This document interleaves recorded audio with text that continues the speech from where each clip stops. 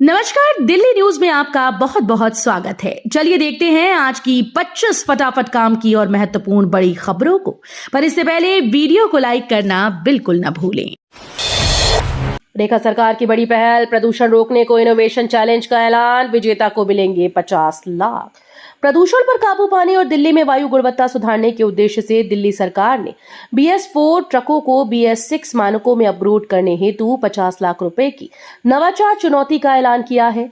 ये पहल वायु गुणवत्ता प्रबंधन आयोग के निर्देशों के अनुरूप की गई। दिल्ली में आधार से जुड़ेगा पिंक पास, मुफ्त यात्रा की सुविधा में आएगी पारदर्शिता।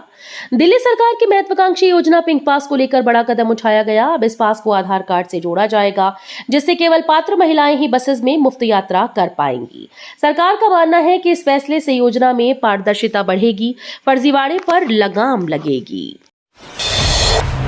रेखा गुप्ता ने फिल्म तन्वी द ग्रेट को किया टैक्स फ्री। दिल्ली की मुख्यमंत्री रेखा गुप्ता ने अनुपम खेर के निर्देशन में बनी फिल्म को राष्ट्रीय राजधानी दिल्ली में टैक्स फ्री कर दिया है। इस फिल्म का नाम तन्वी द ग्रेट है। दिल्ली ऐसा ऐलान करने वाला पहला राज्य नहीं है। इससे पहले मध्य प्रदेश में भी फिल्म को टैक्स फ्री किया जा चुका है।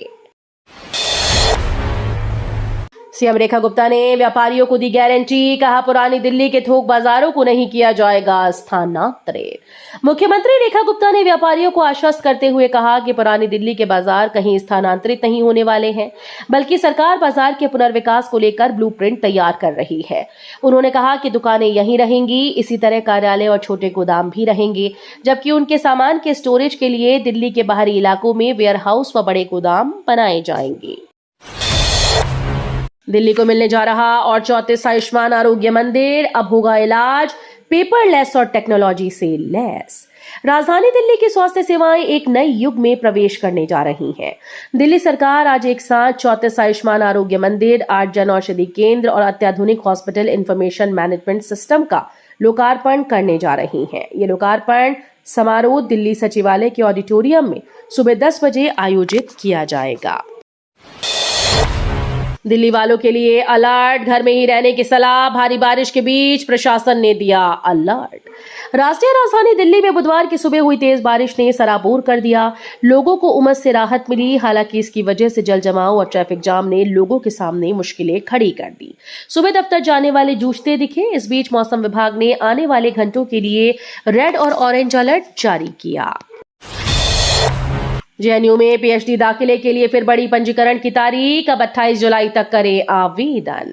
जवाहरलाल नेहरू विश्वविद्यालय ने शैक्षणिक सत्र 2025-26 के लिए PhD में दाखिले के पंजीकरण की तारीख को एक बार फिर से बढ़ा दिया है। विश्वविद्यालय प्रशासन के द्वारा जारी अधिसूचना के अनुसार अब इच्छुक छात्र 28 जुलाई 2025 तक ऑनलाइन आवेदन कर सकते हैं। दक्षिण दिल्ली में खत्म होगी बिजली की किल्लत, सरकार ने तैयार किया मास्टर प्लान। दिल्ली सरकार ने दक्षिण दिल्ली के लोगों के लिए बिजली कटौती से राहत देने के लिए मास्टर प्लान बनाया है। दिल्ली ट्रांसको लिमिटेड ने महरौली में 220 kV सब स्टेशन को करीब 10.26 करोड़ रुपए खर्च कर आधुनिक तकनीकों से लैस करने का निर्णय लिया है। दिल्ली सरकार के उपक्रम दिल्ली ट्रांसको लिमिटेड ने महरौली में 220 kV और 66 kV के सब स्टेशन के लिए नए कंट्रोल एंड रिले पैनल लगाने और पूरे सब स्टेशन को है। दिल्ली के मेडिकल छात्रों को बड़ा झटका, जामिया हमदर्द यूनिवर्सिटी की MBBS और PG की सभी सीट्स इस साल रद्द। दिल्ली के मेडिकल कैंडिडेट्स को एक बड़ा झटका लगा है। जामिया हमदर्द विश्वविद्यालय ने इस साल के लिए सभी 150 MBBS और 49 PG मेडिकल सीट्स वापस ले ली। ये कदम 21 जुलाई से शुरू होने वाले डीम्ड विश्वविद्यालयों के लिए नीट काउंसलिंग से ठीक पहले उठाया गया है। दिल्ली पर मंडरा रहा बाढ़ का खतरा, हरियाणा ने बढ़ा दी टेंशन, खतरे के निशान तक पहुंचा पानी। दिल्ली में यमुना नदी का जलस्तर फिर बढ़ रहा है। CWC के आंकड़ों के अनुसार इस मौसम में पहली बार हथनीकुंड बैराज से 50,000 क्यूसेक से ज्यादा पानी छोड़ा गया। ये पानी 48 से 50 घंटों में दिल्ली पहुंचेगा, जिससे यमुना का जलस्तर अलर्ट मोड पर 204.5 मीटर के करीब पहुंच सकता है। नितिन गडकरी का धांसू प्लान, केवल 30 मिनट में पहुंचेंगे दिल्ली से गुरुग्राम। अगर आप देश की राजधानी दिल्ली में रहते हैं, आप अच्छी तरह से जानते होंगे कि नई दिल्ली से गुरुग्राम तक का सफर कितना मुश्किल है। लेकिन अब राष्ट्रीय राजधानी के निवासियों के लिए अच्छी खबर और राहत भरी खबर है, क्योंकि केंद्रीय परिवहन मंत्री नितिन गडकरी ने एक नई हाई स्पीड कॉरिडोर का प्रस्ताव रखा है, जिससे ड्राइविंग का समय घटकर 25 से 20 मिनट रह जाएगा। दिल्ली सरकार मांगेगी आईटीओ बैराज पर नियंत्रण, हरियाणा को लिखेगी पत्र। दिल्ली शहर को बाढ़ से बचाने और शहर के बाढ़ प्रबंधन को मजबूत बनाने के लिए रेखा गुप्ता सरकार एक बड़ा कदम उठाने जा रही है। इसके तहत वो हरियाणा सरकार से यमुना नदी पर स्थित आईटीओ बैराज का नियंत्रण मांगेगी।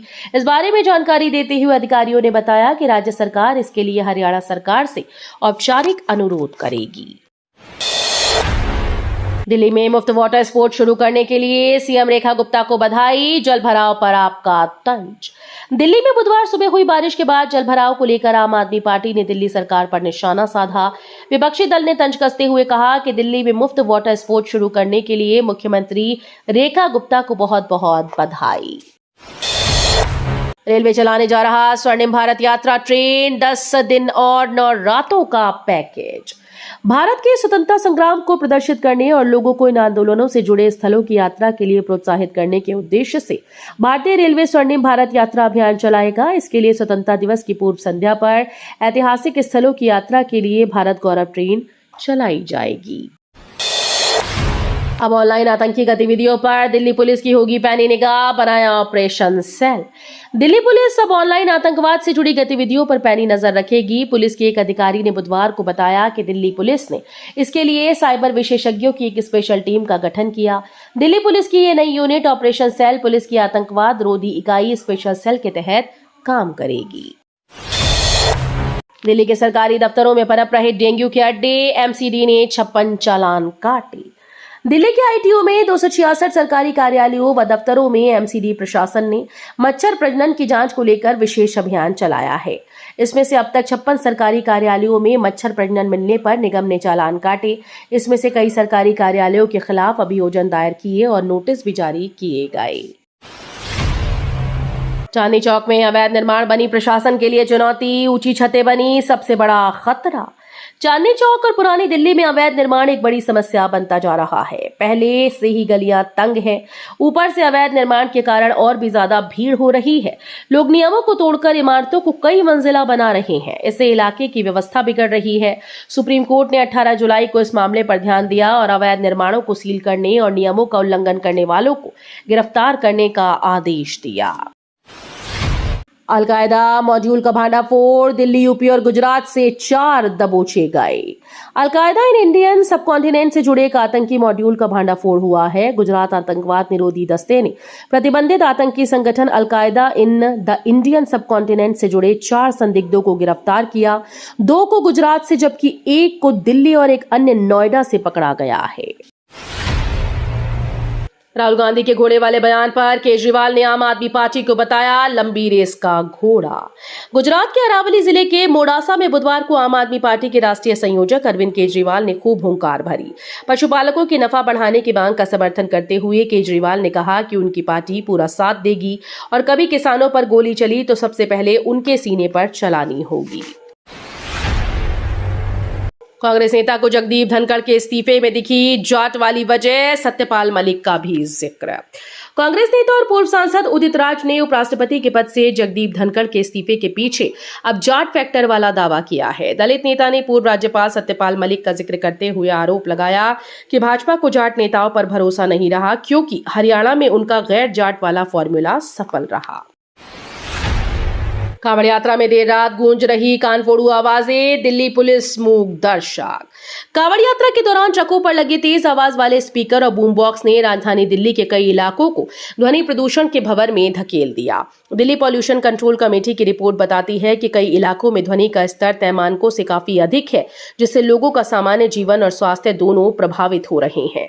नियमों के बावजूद पुलिस कोई सख्त कार्रवाई नहीं कर पा रही और लोग दिन रात कानफोड़ू शोर झेलने को मजबूर हैं। दिल्ली में महिलाओं को सम्मोहित करके ठगने वाले गिरोह का भांडाफोड़, पुलिस ने बताया वारदात का तरीका।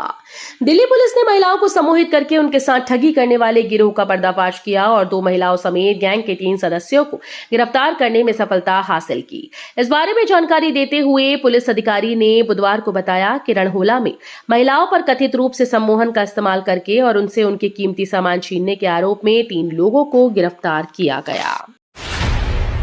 केंद्रीय सशस्त्र बलों में 1,09,868 पद खाली, सरकार बोली जल्द की जाएगी भर्ती।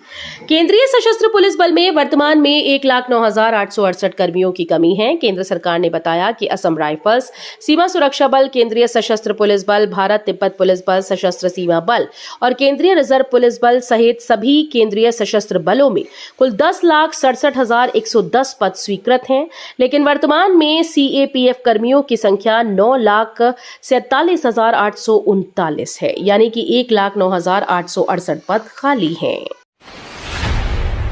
दिल्ली हाईकोर्ट से न्यूज क्लिक के संस्थापक प्रबीर कायस्थ को मनी लॉन्ड्रिंग मामले में मिली राहत। दिल्ली हाईकोर्ट ने न्यूज क्लिक पोर्टल के संस्थापक प्रबीर कायस्थ और निदेशक प्रांजल पांडे को मनी लॉन्ड्रिंग और विदेशी धन के आरोपों से जुड़े मामले में अग्रिम जमानत दे दी है। EOW की जांच के दौरान इन पर विदेशी फंडिंग और मनी लॉन्ड्रिंग के आरोप लगे थे, जिससे पहले इनकी गिरफ्तारी की आशंका बनी हुई थी। 29 जुलाई से संसद में शुरू होगी ऑपरेशन सिंदूर पर चर्चा, 16 घंटे तक चलेगी बहस। संसद का मॉनसून सत्र चल रहा है। सत्र शुरू होने के पहले से ही विपक्ष की मांग है कि सरकार इस मामले को चर्चा कराए, खुद प्रधानमंत्री की मौजूदगी में चर्चा हो और PM मोदी खुद जवाब दें। मिली जानकारी के मुताबिक 29 जुलाई को संसद में ऑपरेशन सिंदूर पर चर्चा होने की संभावना है। तो ये थी आज की बड़ी खबरें। रोजाना ऐसे ही सबसे पहले अपडेट पाने के लिए चैनल को सब्सक्राइब करना बिल्कुल न भूलें। धन्यवाद।